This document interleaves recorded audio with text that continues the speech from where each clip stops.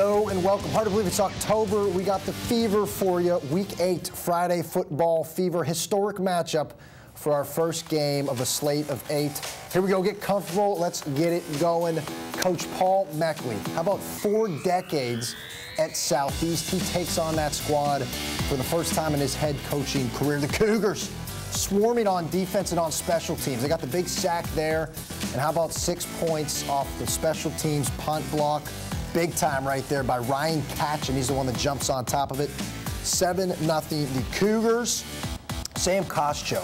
You go back right when we got to Cougar camp, early August, Coach Meckley was just raving about Koscho.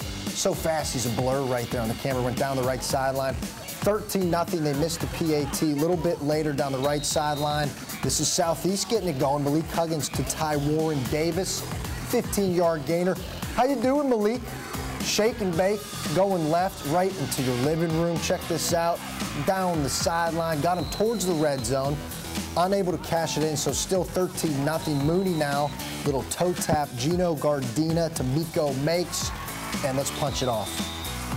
Booyah. Gardena right there, went to Miko again for the 12-yard touchdown. My new favorite tradition in the Suncoast. Check out what the cheerleaders do every point the Cougars score. You can't make this up.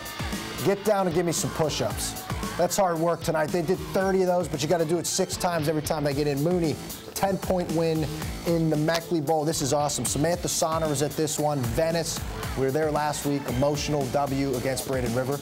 Trey Burton, how you doing? He didn't bring his Super Bowl ring from the Eagles. That's him. He's currently on the Bears. Had a chance to get down here for some homecoming. You see the nice pink jerseys for Breast Cancer Awareness Month. Punched in right there, 8-0. We didn't have the 2-point conversion. That's Brandon Gregory wearing number 7. We have a confirmation. The reason why he's not wearing his regular 21, they didn't have it in pink, but 7 makes sense. He's certainly scampered in. There he goes in for another. So Gregory, 14 carries, 148 yards, a touchdown. And how about Nico Della Costa? 5 carries, 4 touchdowns.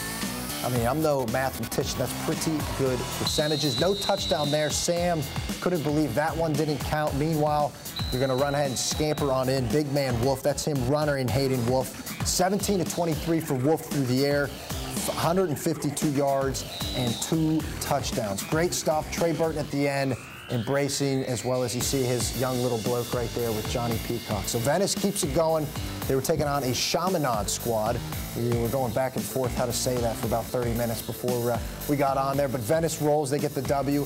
Usually Gregory. Gregory's still up over a century in terms of on the ground, but Hayden Wolf, again, slowing the tempo, controlling the game, and impressive. Can you imagine a combo of Hayden Wolf, the big 6'4" transfer from Lemon Bay, hooking up with Trey Burton? Who knows? I know Burton's a vet now, approaching 30 years old, and is in the NFL. Then on the other side, our game of the week, it needs as much attention as any of these games. We're going to get you here tonight, not only for the result, but Coach Meckley. I mean, 4 decades, we're talking 286 career victories for Southeast. He takes them on for the first time as a head coach on the other side. He goes out, shakes Timmons' hands, and how about that? He's shaking Timmons' hand, a guy that he won a state title with, and a guy that he coached up. So incredible stuff. Mooney wins 30-20. But as of right now, as we're about 5 minutes into the show, my MVP are the Cardinal Mooney cheerleaders. Getting the lift in, all those push-ups for every time they score. Good stuff for Mooney. They win 30-20. Venice as well. Plenty more Friday football fever right after this.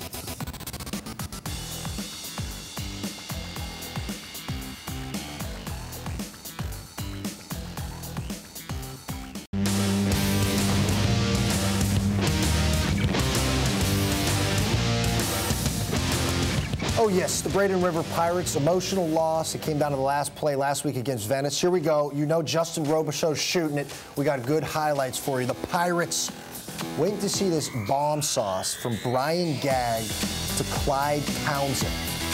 Gagg, calm, collected in the pocket, loop-de-loop, and pulled down the sidelines. Beautifully done. He's down right there, looks like inside the 5. But Knowledge McDaniel not only catches passes, he runs them in too. Just give it to the big man. He's getting looked at by Ohio State, and good for him. Once upon a time, he might not have had a chance to play in a lot of these games. You go back, they overturned the ruling, FHSAA. He capitalizes, and he lets the people know. That made it 7-0. Pirates jump to the second quarter. Brian Gagg again, this time up the middle, and it's a grown man move right here by Travis Toby. You have a name like Travis Toby, TT, you're going to drag 6 or 7 bodies on you. Booker trying to get it going, struggled in the first half offensively, but we'll tell you, they ended up putting 20 points. I know there's not a whole lot of offense here in this highlight of the Tornadoes, but go Booker, man. They put a nice surge in the second half, punched in right there by McDaniel again, 14-0. And as soon as Mr. Robichaux, who was out shooting this game, got back, he said, I got a play from Brian Battie you have to see. Check this out. I mean, he runs 80 yards just to get in there because he starts, goes left, comes across, goes all the way to the right, ends there. Pirates, they win it 38-20. Next ball game for you, Riverview at Newsom, the Rams. And first we're going to start you off here. Sean Dispenza reaches across the goal line. It's not pretty. That's just fullback I formation punch in. Newsom up on top 7-0. Oh, if you're around this area, you've heard of Ollie Boyce. Double deuce, number 22, Ollie's a tank. He didn't fumble, 550 carries coming into this season. This one not entirely on him. It's a turnover right there, mishandled on the exchange. Newsom jumps on it, and it is costly. Look at that final score. That's not a typo from our producer, Robert Pandolfino. That's 51-45. Get your popcorn out for that one. Whole lot of offense. Newsom wins at home. And one more before we get you to commercial break. West Oaks at IMG White, not IMG Blue. Little scamper right here by Ari Allen. He was all over it. Jennifer Vegas was our reporter in action on this one. Check out, it's like a facility there. Look how gorgeous the IMG Stadium is. Ari again now fighting for extra yards. It wasn't a touchdown, but Jen said, I got to use this one because it's grit and determination. Goes down the sideline, scampers on out, would set up the touchdown. IMG starting to run away. Here we got Jackson Zager to Luke Dean. Punctuated. Final 45-16 IMG. Whew. Deep breath. We still got 3 more games for you. Also fill you in on some other ones from out of town. Don't go anywhere. I'll be right back right after this.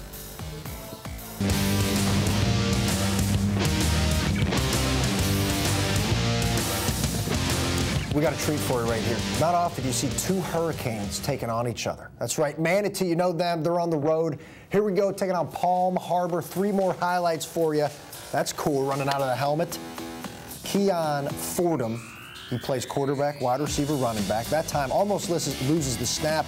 Goes over to Tariq Allen, short little gainer, same drive. Wes Coleman, I like Wes Welker. Saw him in person 2 weeks ago. Just a gritty player in the gaps right there. You see him in the slot. A little bit later, Palm Harbor, now they have the ball. Pushing up, Joseph Hare on the gang tackle. Look at the big guy. I mean, it's going to take 1, 2, 3. I told you, it's a hurricane versus a hurricane. Palm Harbor, he finally goes down, but I'll tell you what, the result was already in hand. Manatee, 53-3 over top of Palm Harbor. They coast right there. They had their homecoming last week. And they go on the road and cash in a 50-point W. ODA and Shorecrest. If you like INTs, this is the game for you. First quarter right there. Jake Friedman. Nice INT, better first name. He gets it there. Now ODA, they're getting in on it. Tanner Fairchild gets the pick, goes left. Nice little gainer. Much like we didn't have the typo for the 54-45 final in Riverview, that is not a typo. 8-3, Shorecrest over top of ODA. Hey, it's hockey season. Lightning open up tomorrow. That's your final. ODA goes down. Northport at Bayshore, our very own Jennifer Lang. Here we go, cheerleaders and Northport, they're scampering. Stefan Johnson, he's hit right there. We've been going back and forth. It's Ishner Sannon for Bayshore. And now we got to roam over to the right for Port Charlotte. They get on the board, capitalize on the PAT. She's even getting the point after. You got to love that. John Victor, shout out to the special teams that made it 7-0. Corey Von Borstel, pass over to Edgar Garcia. They're moving the rock a little bit. Here he goes. E. Shinner. I'll get it eventually, E. Shinner. E. Shinner Sannon. All year he's been bugging me, but he's been bugging defenses too. He scampers that way to the right, then out of bounds. Kevin Campbell now. Chris Butler's the one applying the pressure on the right side for Northport. There's the field goal, made it 17-0, 17-6 is the final in this one. Northport goes on to get the W. Update you on some other scores we were unable to shoot. Lemon Bay, 26-3 final over Estero. And then the other one, how about that? 1-0. The week of the wonky scores, 1-0 because we had a forfeit. Bayshore Christian, you can't make it up, did not have enough healthy players, and they will go ahead and take the loss right there to St. Stephen's. Wowzers, and it's our favorite part for the last 2 weeks. Joey D's has been hooking them up. They are the pizza provider of Friday Football Fever. It's huge. Everyone comes back from shooting all the games, and they provide all the boost, all the energy, and the za we need. Give them a call. You see the number right there on the left. You can locate them also in Sarasota, right on Tamiami by the Weston. Good stuff for Joey D's. Good stuff tonight. I can't believe this is already week 8. It's wrapping up. The big notes. Gregory, even though it seems like we always wrap with Gregory, not wearing his jersey, still capitalizes. Venice rolls. And going back to the game of the week, it was so cool to meet with Paul Meckley. If you haven't seen it, it's up on SNNTV.com to talk to him about what was going through his mind, facing the score. You're there for 4 decades, and all those wins, all those accolades, a chance to take on the program that you really built and to go out there and get the win. I think that was almost second nature, but he's got a way of rolling in that department. A lot of wonky scores, a lot of crazy ones all across the board. What a week it has been. One of our top plays is always on Tuesday. Stay glued to SNNTV.com/FFF for all your highlights, game of the week previews, and whatnot. Thank you so much for watching. Stay with us next week on Friday Football Fever.